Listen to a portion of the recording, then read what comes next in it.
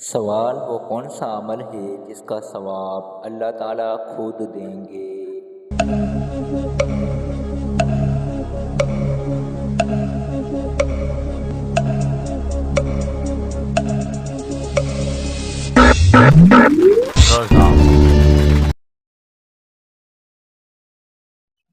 इस्लाम में कितनी उम्र में बच्चों का बिस्तर अलग करने का हुक्म है।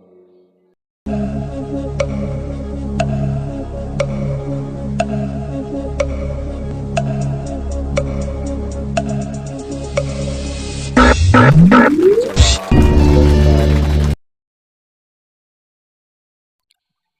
वो कौन सा जानवर है जिसको जिन्नात नजर आते हैं।